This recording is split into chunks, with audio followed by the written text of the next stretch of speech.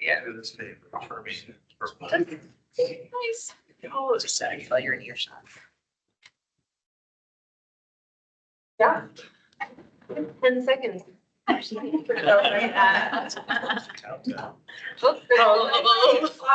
I have to have like a phone or a timer right in there. Oh, see, and it's recording. All right. Ooh. Sorry, everyone. Didn't mean to. Good afternoon. My name is Harmony Kitos. I will officially call to order the annual Urban Flood and Water Quality District Budget Hearing. I am the chair of the Tax Supervising and Conservation Commission. Welcome, everyone. As a reminder, the TSCC is a community oversight commission established by the Oregon legislature over 100 years ago. Commission oversees the budgets of all TSCC member taxing districts and annually conducts a thorough budget review and certification process. Additionally, the TSCC holds public budget hearings like this one to engage with district leadership and provide additional opportunity for public comment before the budget is adopted. I will now ask my fellow commissioners and staff to introduce themselves and state if they have any business relationships with the district that could be perceived as a conflict of interest. Start at that end. Good afternoon. My name is Todd Burton. This is my second year on the commission, so nice to see you back again and for the new bond issue and Executive Authority. My prior life, I was a finance officer, including I was with the 12 Valley Water District for about 15 years as their budget officer and investment officer. So I'm familiar with pump stations and water moving back and forth. And I also worked for a wastewater utility. So yeah, circling down the drain. Oh, no business relationships with the urban flood district. Good afternoon, Matt Donahue, fourth year on the commission. My day job is as a municipal bond banker and financial advisor, and I don't have any business relationships with the district. Hi, good afternoon. Alison Lugo-Knapp. I'm an organizational development consultant, and this is my second year on the TSCC. I also do not have any district. More policy analyst. I'm the executive director with the TSCC. And I'm Brittany Abiari, and I'm the budget analyst with TSCC. Again, I'm Harmony Kitos. This is my 7th and final year with TSCC, and my last budget hearing with you folks. The tour was great. I finally have a really good concept of what urban flood is, which I think is probably our community is always learning. We're all working hard to teach us all about why it's important. I don't have any business relationships with the district. Would you all go ahead either end with introduction? Good afternoon. I'm Dan Eisenbeis. I'm in my first year on the Urban Flood Safety and Water Quality District Board, appointed representing the Port of Portland. My name is Nick Lane. This is also my first year on the board. I was elected to position. Eric Mueller. I'm one of the holdovers or carryovers from the interim board, but I was elected to position 5. And my day job is I'm the finance director for the city of Troutdale. I'm Ariana Johnson. I was also elected. This is my first year. I'm in position 2. And in my day job, I work as an environmental consultant. I'm Lori Baker. I'm the director of finance and administration here at the district. Jim Middle, the executive director of the district. Great. We'll start with any introductory remarks from the district, after which we'll hear public comment. Then we'll ask our questions and discuss the budget with you. We're looking forward to a robust conversation today. As a reminder, since we only have a short time together, we encourage you to speak directly and openly and keep the reading of any written comments brief to allow more discussion since we're all in the room together. I'll now turn the floor over to Executive Director Jim Middle. Just thank you for your public service. Thank you for helping us be accountable and transparent to the public when it comes to using their resources. We welcome the oversight and are very excited about the growing stability of our organization in the face of lots of chaos out there. So we welcome you and look forward to answering your questions. Any board members want to make any opening remarks? Lots of conversation. Thanks for taking a quick tour. Yeah, no, what a treat. I'll now call on any members of the public who would like to speak. Each person is limited to 3 minutes of time, and we will let you know when you're nearing the end. Allegra, I think we have at least one person signed up to testify. We do, and it looks like Wendy's already got it all set up. Tom, are you able to see us and hear us okay? Yeah, I can. If you can hear me, but now I can't. Okay. Hello, I'm calling in from work, so I want to make it clear that these are my personal views and not those of my employer. I am a taxpayer advocate, a former finance fiscal analyst with the Oregon Health Authority with 20 years of experience in government budgeting. And I want to address the TSCC to follow up on my comments from the Portland Public Schools bond hearing, which is that the TSCC is not doing its job of coordinating the cumulative tax burden of multiple overlapping districts in the region. And the result is the sum is less than the total of their parts. And I'm pointing out that this hearing is the day before you're going to have a budget hearing for the East Multnomah Soil and Water Conservation District. So when the Urban Flood Management District was created, nobody really looked back and said, well, why do we have Oregon Metro doing a parks program, 2 soil and water conservation districts, and a levy district? Why can't we just combine them all so that we coordinate our tax policy? And I want to point out that under the revised law, the TSCC actually has a very powerful position to be able to force a meeting and an agenda of these districts to all work together and talk about the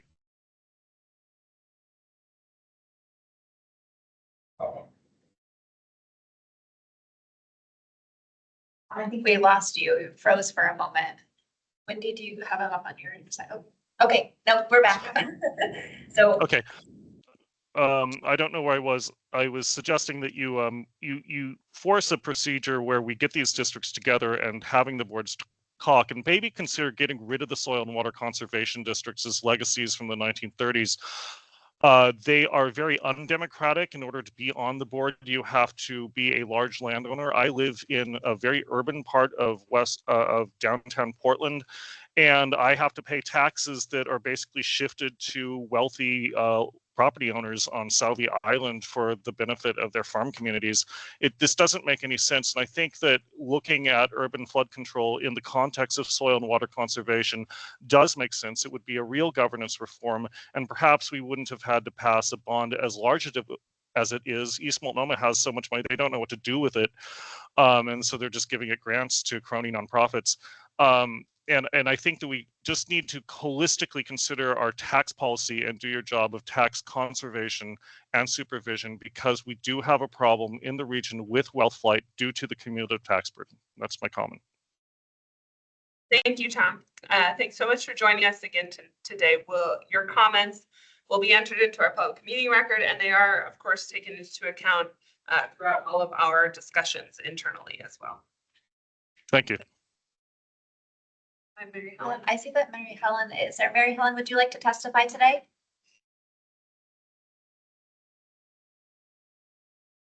Oh, I think you are on mute. Yeah. And I wonder if she doesn't have sound on our side either. Mary Helen, you're still muted, or we can't hear you. Chair, we can also do public comment Right, again at the end, would like, and I'm happy to send Mary Helen a quick. Yes. We unmute her. I was wondering if I had to use. I'll call her. Okay, that's not contact. Thank you. Okay. Well, with that, we will. There, can you hear me now? Sorry. Hi, Mary Helen. Would you like to provide public testimony today? I think all my testimony is in the packet, and I don't know if there'll be room to make any further testimony as they go along and make comments. But my one comment is in Jim Midaw's reply to my testimony. He mentioned that the salaries were done by several salary survey contractors, and that the state employees' salaries were set in 2014 by Congress.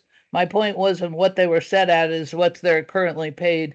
And if you go to the Special Districts Association of Oregon website and look up the highest paid executive director of a water district, it's I believe I didn't copy it, but 234,000, but they compare it to all the other special districts in Oregon and not on a national survey. So that would be the only testimony I'd make at this time as a follow-up to my current testimony that's in packets. Thank you, Mary Helen. I'll acknowledge that we have received and incorporated Mary Helen's written testimony as we developed our questions today. So we'll go ahead and start with our discussion. Allison, you have the first question. Hi. So this is a question for any board members in attendance as you're nearing completion of the first 6 months of your term. This current year marks the first year operating as a fully consolidated district. What would you say are some of the biggest lessons learned during this first year? Hey, correct. Okay. Biggest lesson learned is that the district flood safety operations continued seamlessly through and after the transition. Another important lesson is the district finances are stable. Third is that more time is needed for tours, as you noted, and briefings on the flood safety system to provide the board with a deeper understanding of the district's needs. And a final big lesson is that despite the uncertainty in Washington, D.C., the capital-related work the district is implementing will be needed regardless of the federal level of involvement. Just as a follow-up, what would you say your priorities are for the upcoming budget? And when we come back to see you next year, what are some successes that you're hoping to share? Our priorities upcoming year include investing in our employees, planning for the future, focusing on equity and capital investment. Investments in our employees include continued focus on safety practices, completion and implementation of our pay equity study, which is currently underway, and support for employee development. Our planning efforts include development of a comprehensive plan, completion of a strategic plan, beginning of our facilities plan and the watershed plan, and planning efforts around strategic communication. Our equity efforts include completion of our district-wide equity action plan, continued equity training for all our staff and board, and following forward with their integration of equity in our hiring, capital planning, and procurement processes. Our capital investments include getting the general obligation bond projects to a 30% design, which will allow us to better estimate the costs associated with those projects. When we return next year, the successes we hope to share will include information from our comprehensive and strategic plans and the outcomes we would like to achieve in relation to our equity action plan. Finally, we look forward to working with the board to develop a program for investing the $500,000 in operating revenue set aside for the district's new purposes.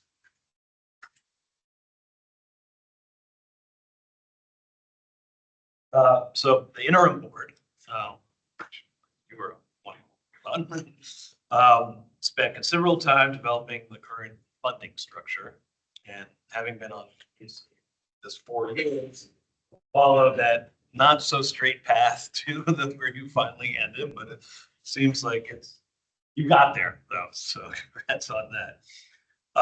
And so this funding structure includes the property tax assessments as well as flood safety benefit fee. These two revenue sources must be balanced each year as the board makes decisions on how much to increase both the assessments and the fee. We'd love to learn a little more about the decision-making process, about setting those assessments and fees, and what factors do you use to determine the percentage increases? Okay, well, the flood safety benefit fee has a statutory range for rate increases that is the higher of 3% for the Consumer Price Index, or CPI. The board reviewed the CPI for December 2024, which was at 2.7, and evaluated the spending needs for the upcoming fiscal year, which included the mandated Oregon PERS rate increases of over 8%. The board determined that the 3% increase, which aligns with the assessed value increases built into the property taxes for our local partners, would provide sufficient revenue. The property assessments do not have the statutory limit on the rate increases, but are effectively limited by compression. In the prior year, the interim board spent, as you noted, a significant amount of time and effort determining the appropriate allocation between the flood safety fee and the floodplain assessments to reflect the flood safety benefits for property owners on the floodplain, as well as the overall benefits to the region related to the services that we perform. Given these efforts, the board decided to keep the allocation between our primary revenue sources the same and approved a 3% assessment rate increase to align with the flood safety fee increase.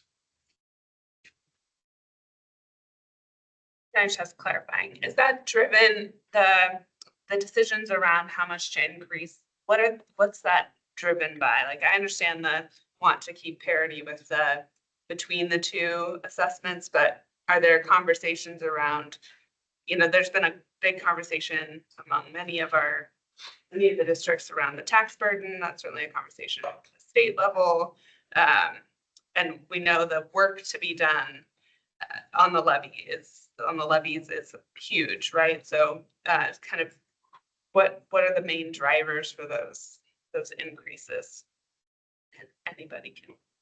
Or you want to take the first crack? Sure, I'll take the first crack at that. So one of the big parts of our discussion when we first started looking at the increases to the revenue was looking at our other counterparts around the city. So we were looking at the city, public schools, we were looking at the county, and every single place that we looked, they're really struggling and having to do some huge budget cuts to be able to balance their budgets. So we were very aware of that. We're very fortunate in that we were able to develop a stable operating revenue source that allows us to do our business. And so we were in a very different position. But when you talk about the capital projects, our operating revenue under no sense will provide us funding to be able to do the capital projects that we need to do. So we really have to look outside of our operating revenue to be able to fund those projects. So we know that we were able to pass the $150 million bond, for example. So that's going to pay for part of those. We've got federal funding that is not firmed up, but is there that is going to pay for part of that. We're working with the state to try to find a piece of that funding. So there will never be a point in time where we can cover those costs of those large funding needs for the capital projects with our operating monies. The operating monies goes towards continuing to do the flood safety work that we've done for the region all along. Good. Yeah, can I ask a Yeah. question before I ask my question? I'm curious, looking at your budget, you have IGAs with the city of Portland, the Port of Portland, and Multnomah County, which is obviously a very big footprint within the boundaries of the flood control district. Budgeted about $1.2 million in revenue. Can you just briefly describe the methodology in which you arrive at those IGAs? Are they cost of service based or? Some of them are cost of service. So we have a couple of pieces with the city of Portland.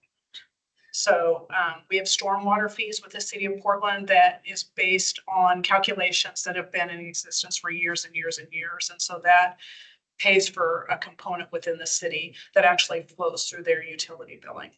Then we have services that we're providing for the city, for the Port of Portland, and for Multnomah County for flood services that we do on pieces of facility that they own, but we're actually doing those services for them. So those are based upon labor rate times the number of hours that we perform those services. So for example, the port does its own mitigation at the airport for flood control, and I mean, And we do the maintenance on their system. so it's basically cost of service to provide those services. Okay. Usually negotiated every year by those entities. Yeah. Well, I mean, I used to work for the city of Portland. I know how IGAs work sometimes, and it's not, yeah, I've always tried to push cost of service. So, yeah, so, just to follow up in your comments, there was a lot of talk of equity, and I think in this particular issue, if I understand it correctly, the flood safety benefit fee and the assessments you're burdening different communities. They come from different sources, right? So do you have discussions when you're setting those fees about how the equity between those parties comes to play? The interim board certainly went deep on those conversations and picking which revenue options were available.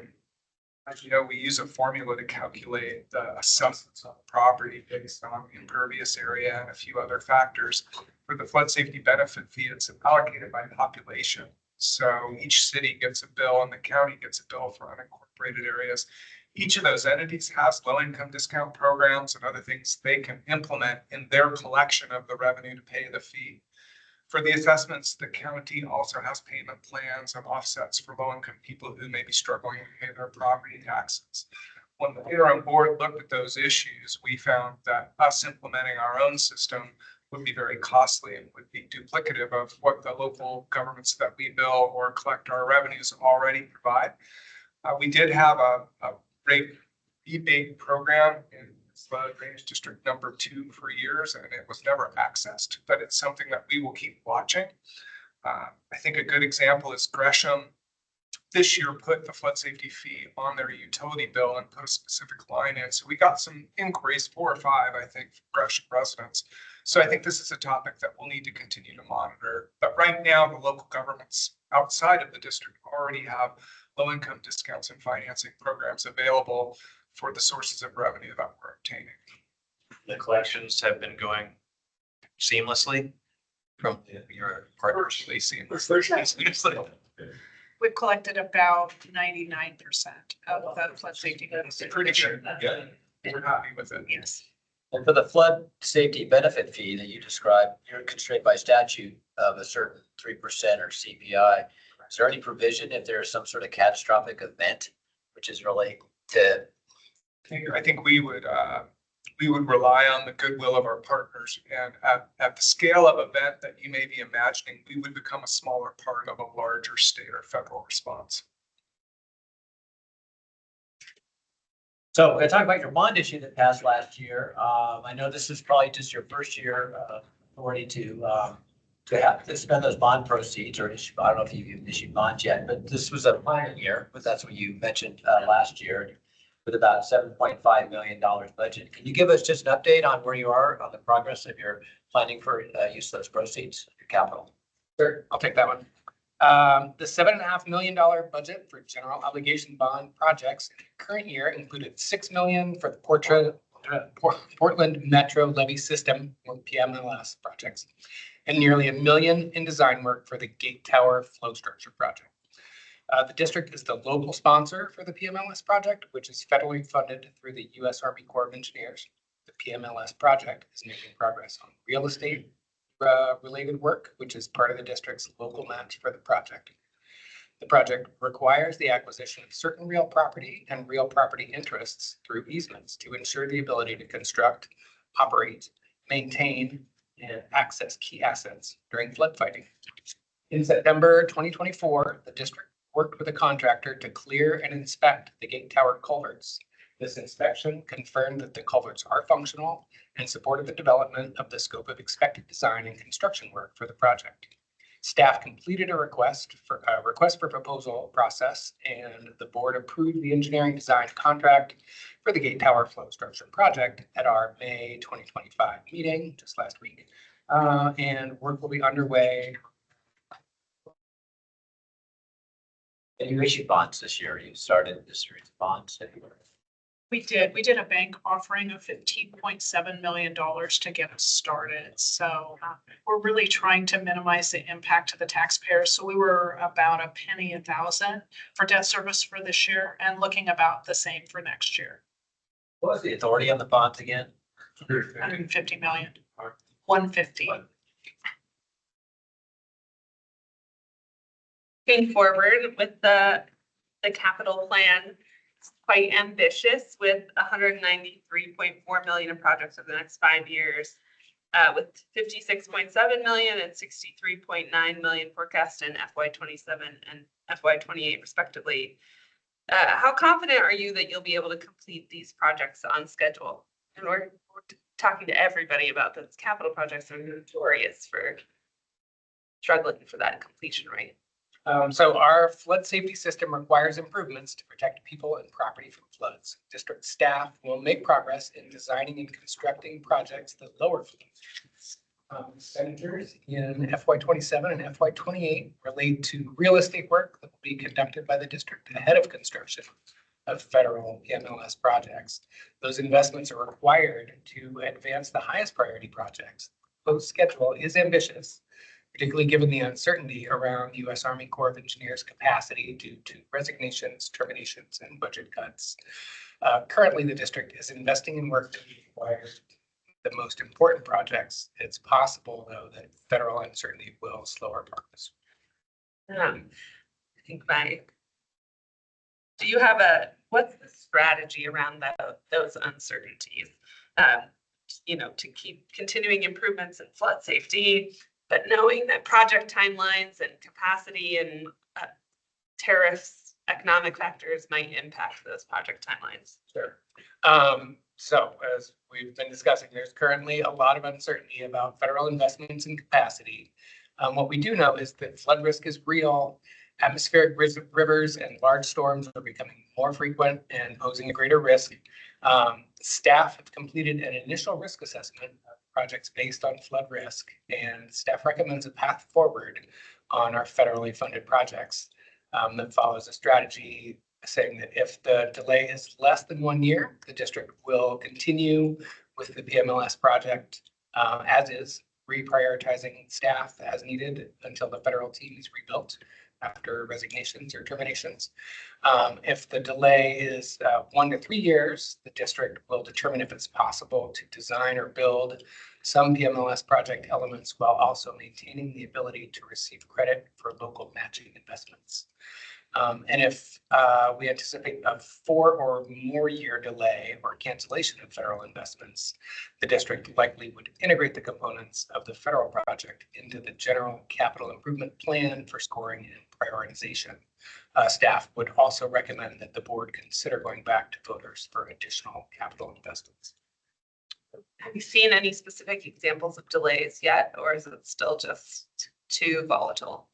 And we're in a planning phase. Yeah, we are aware that the Portland District of the U.S. Army Corps of Engineers project team has seen terminations or early resignations. So they are now waiting for direction from Washington, D.C. around the work program for the Corps. We've met with both the colonel and the civilian leader at the Portland District office. They have adequate funds to continue the design work for the remainder of the fiscal year. And in the initial release of the Corps of Engineers work plan just last week, our project was on the list for the Corps requesting additional revenue to complete the design phase. We're also working with the Corps project team in the Portland District office to see if we can identify a very small amount of construction funding, which would move us from the general investigation budget to the construction general budget.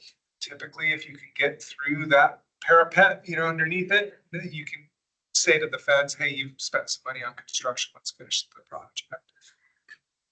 Do you know what the scale is of the reduction of the cord here? I was just back in Washington, D.C. 2 weeks ago, meeting with the director of the entire Northwest region, and he said it is absolutely unknown, but they're anticipating between 4,000 and 8,000 people being let go. And that what percentage of that is? I don't know. Fairly significant. Like a lot. Yeah, what they've told us is that what they're going to do is they've identified internally their priority projects. Once they understand what their staff capacity is, they'll try and realign around the priority projects. We've been assured both in Washington, D.C. and the district and at the Portland office that our project remains a priority for the Corps. Just as a last follow-up, how much of your unappropriated fund balance is restricted for specific projects, bond or otherwise? The budget includes an unappropriated ending fund balance of 9.2 million in the capital projects funds, all of which is restricted for use on general obligation bond projects. The general fund budget includes an unappropriated ending fund balance of 14.7 million. Of this balance, 128,000 is restricted to capital projects.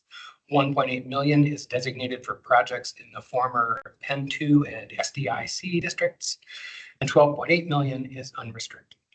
Due to the timing of revenue collection, the district needs a minimum of $10 million in fund balance to fund spending for half of our fiscal year. This allows the district to operate without revenue anticipation notes, which saves money for the taxpayers each year. The board will be considering a reserve policy to cover both those necessary operational funds and a capital reserve policy in the upcoming year. You understand that bond projects will be funded through federal $3. Is there a certainty in federal funding sources? What's your confidence in achieving expected funds? What progress have you made in deferring the $45 million in support needed from the state of Oregon as mentioned in the budget message?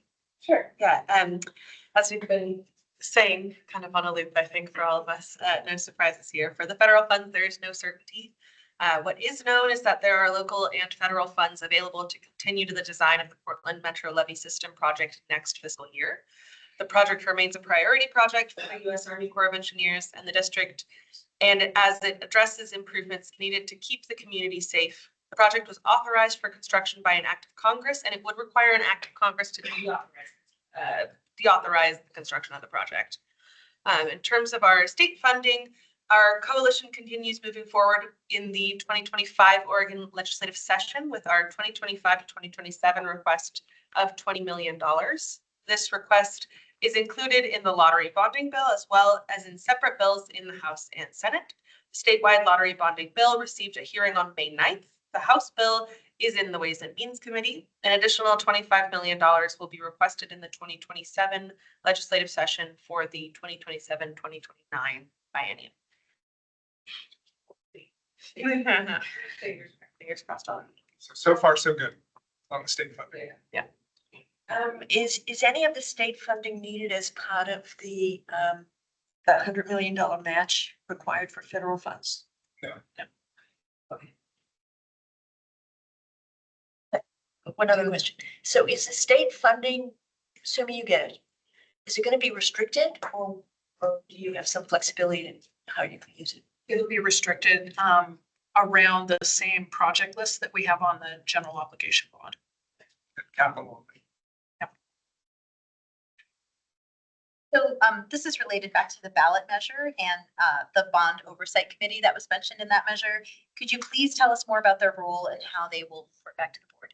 Yeah, so the district board will be organizing and selecting the bond accountability committee in the upcoming fiscal year.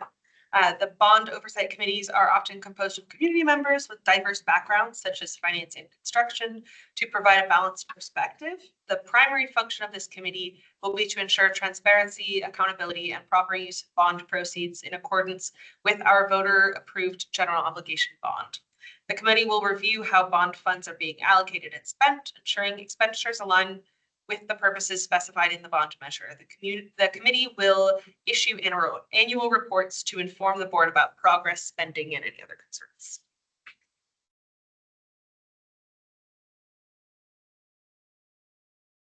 So thanks for the tour and kind of give us a better sense of, sort of the responsibility of this district for maintaining flood safety. And the next question is really related to how do you partner with other emergency management agencies within your service area?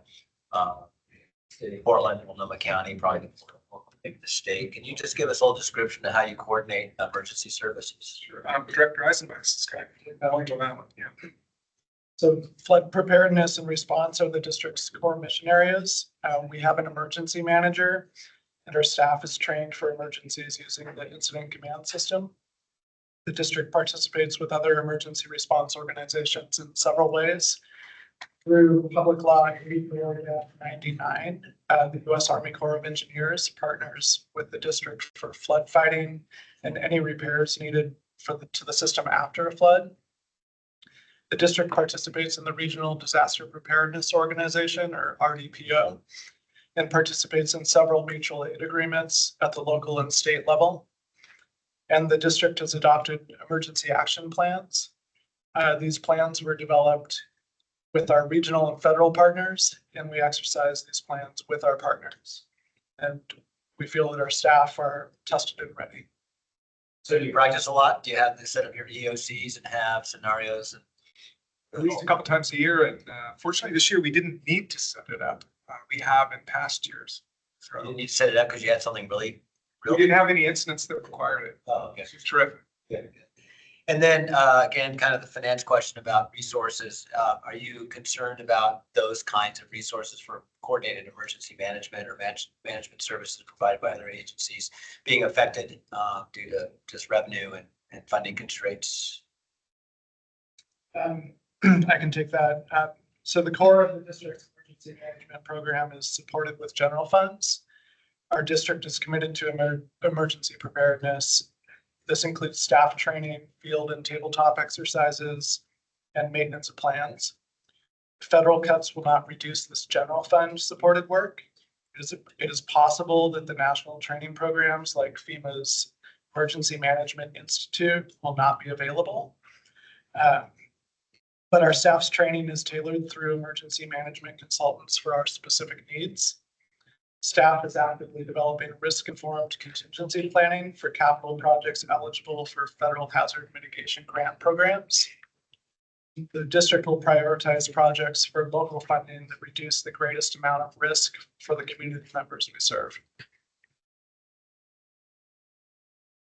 Are you trying to clarify your concerns about the emergency management funds or those resources? I mean, I think, you're already starting to hear kind of nationwide about that's like weather service and how that's impacting storms throughout the Midwest. And I'm curious what are your conversations with your partners in the region around emergency management, the resources to support that? Primarily around the federal assistance and note that back to we're uncertain. Yeah. So the good news is most of the local jurisdictions in the state have separate pots of funds for these. We do think these grant programs that fund capital projects are a real risk. I wish I had a different answer, but even the officials back in Washington are saying, we just don't know. I guess the sense I have is having met with both minority and majority appropriations staff and authorization staff, both the House and the Senate, is I want to avoid political commentary, but I think the Congress, even on the majority side, has some concerns about the level of cuts that have been bandied about. So I am hopeful that disaster preparedness is really a bipartisan issue, and that after an initial period of review, which is somewhat typical for a new administration, that things will settle. But at this point, we don't know. So it sounds like operationally, locally, we have a robust system that is supported by other funds. We have a consistently funded system. Okay. But maybe not robust, consistently funded, but capital projects that were. And that's, what kind of scenarios do you focus your preparedness? We do breaching event scenarios. We do internal rain event scenarios. We look at different pump stations potentially going down. And then when we work with the regional disaster preparedness organization, that could be anything from an earthquake to a biological attack or all kinds of things that they practice on. Primarily, we're focused both on the riverine flooding, a levee breach or overtopping, and then an atmospheric river that would overwhelm the pump system. Those are the two areas that we practice the most. We also have separate emergency closures, things that are open day to day so people can access, and we exercise closing those at least once a year so that we know we're ready to do it. They're moving pieces of concrete or setting up a coffer dam, things like that, that we want to practice to make sure the systems are working and that all of our people and our partners who help us with these things, like the city of Portland, know what to do. So we close Marine Drive halfway once a year. We set up other things. Yeah. Let's ask you what facilities are you talking about? Marine Drive and yeah, Marine Drive and a couple of other spots where we drill just to make sure everybody knows what to do. At the risk of sounding political, I'm not intending this to be political. The work that you guys do is one of those usually unseen, unnoticed, unknown responsibilities of government. And I'm wondering if you and your partners have considered some kind of communication strategy to explain to people what kind of impact the federal cuts could have on their safety.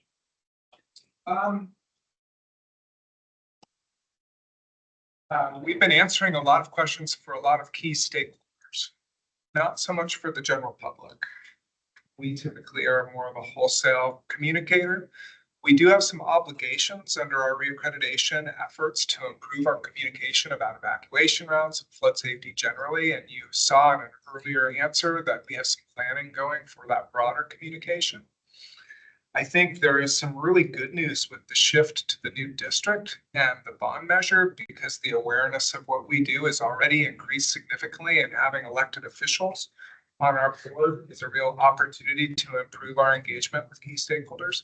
So more work to do, but I think because of the level of uncertainty, it's almost premature to do too much. And again, we are fortunate that our day-to-day operations are really not impacted by the changes. We are very fortunate relative to general purpose governments in that fashion. But yes, we need to do more communication. And I'm really pleased that I would even offer an anecdote that with the new district name, the number of applicants we get for vacant positions has just exploded. Now that may be broader conditions as well, but we're now on government jobs. We didn't used to be there. So we're seeing an uptick in the level of awareness, and there's always more that we can be doing. I hope I didn't avoid your question. No. It's probably more a comment than a question. But this might be something that elected board members might want to think about. Ariana and I were just talking about that last week over lunch. So Yes. Matt, you have the last question. Primary part of the district's mission is to integrate nature, cultural history, and equity into flood safety. We've asked about this in the past and have discussed with you a variety of plans to do this work with much of the planning once the new board was in place. So how have the planning efforts gone this year? Have you made the progress you hoped to? And what can you share about your plans for the coming year? I can take that. Both the planning and the action on this important work are happening now. We will soon be publishing a request for proposals for consulting support for planning that establishes a comprehensive framework for all of our planning work and how it works in harmony across the organization. During the calendar year 2026, the board will develop and adopt a strategic plan that prioritizes staff's work over the next 5 years. Capital projects underway include efforts to identify nature-based solutions and opportunities for habitat improvement. The district also is moving forward on the requirement to develop a watershed improvement plan. This plan will articulate a vision for the watershed, will include agency, community-based organization partners, and will identify investment opportunities for watershed health. The board approved moving forward with a contract for this work at our May board meeting last week. All our local capital projects include equity charrettes and are including equity by design principles to assess and evolve our infrastructure, determine who pays, who benefits, and who are the decision makers. During the current fiscal year, our equity committee worked with consultants to perform an organizational assessment and to update our equity framework. Next fiscal year, each department and the agency will develop equity action plans. And through our sponsorship program, we look to support the community-based organizations that are best positioned to share and celebrate the cultural history of the managed floodplain. We are proud that the work we have supported this past year through sponsorship and partnership funding. And over the next months, we will be working with the board, or the board will be working to determine how to best spend the fund for the new legislative purposes that will expand this community support, amplifying the need for flood preparedness to the broader community. With the just outside and just the herons on the river, and you mentioned the salmon runs coming through. And I'm just curious what work the district is doing with our public comment mentioned the East Multnomah Soil and Water that we're meeting with tomorrow. We have, when we talk to the port, we always ask about the Superfund cleanup, right? These are all pretty integrated systems with the work that you all are doing too. I'm curious what that level of integration is, or what those conversations are, and probably just starting to some degree how maintaining the system as a whole in the region. Yeah, I think a lot of that will come through the watershed management plan. And, but for example, we have the East Multnomah Soil and Water Conservation District Board being hosted here, their June meeting. And so I'll be giving a presentation on what we do. I work with their executive director fairly often. We obviously have different purposes and different organizations, but we work with them. We partner closely with Columbia Slough Watershed Council, with the City of Portland's Bureau of Environmental Services, who staged a field visit here just this morning because they're out doing work. We manage the slough in consultation with environmental services at the City of Portland to see if we can impact temperature. In the PIR pump station designs, we're looking at the forebay and determining if there are opportunities for enhancement of habitat in that forebay. So we're already putting little bits of that. We just completed a pipe enhancement project for discharge pipes at one of our pump stations, and we put a disperser on, what's it called? Call it. But anyway, dissipator, couldn't get the right D word, so that our discharges from our pipes don't store up sediments the way that they used to help with the total maximum daily load authorizations for the lower slough. So again, we're already implementing some of those, and then the watershed plan will provide a strategic framework to help guide all of that. And by statute, we are required to develop that plan in partnership with other agencies and community partners. So new to us, but we're getting started. Don't worry, we'll ask again. I'm sure, I hope you do. It's one of the most important and exciting aspects of the work, I think. I think it drew some board members to service. Are there examples of those sponsorships that, did you pay those out at least already, some of them, this past year? Colin, do you want to give an example of the important place marking or? What do you ask? Yeah. Hello, Colin Rowan. I'm the Director of Planning and Public Affairs. And so we do have a sponsorship program that is already established and that has supported a number of community-based organizations. So for this year, that includes the Columbia Slough Watershed Council. We support their slough school. We have helped them develop the curriculum for that. So it has a very honest take on how levee system affects the natural systems and the ecology of this area. We've also supported Vanport Mosaic, which has a celebration of the remembrance of the history of Vanport, the loss that happened Memorial Day in 1948. And then we've also supported the Vanport Place Marking Project. That'll be the upcoming fiscal year, but their ongoing work. So the sponsorship program is currently small. We'll be working with the board to make that more robust based on some of the funding we have for the new purposes, and that includes celebrating cultural history. Also provided some support to the Columbia Corridor Association, which represents businesses in the floodplain, to the Native American Youth Association, which provides services for urban Native Americans. I'm serving on their facility planning committee and so on, because we're really interested in co-creating those opportunities where we have mission overlap and we can support each other, similar to the justification for hanging out with the Soil and Water Conservation District Board. We do see overlaps. Probably less in the specific missions that we each do, but in opportunities to leverage those investments for greater return. That's the last little follow-up. Go ahead. Feel good? Okay. They have it. They have an answer prepared. Last year, you shared that the new board would drive the decisions regarding the metrics and key performance indicators associated with the new responsibilities of this district. Can you talk about when these be developed or developing or have been developed, and how do you plan to share metrics and performance indicators with the community? Sure.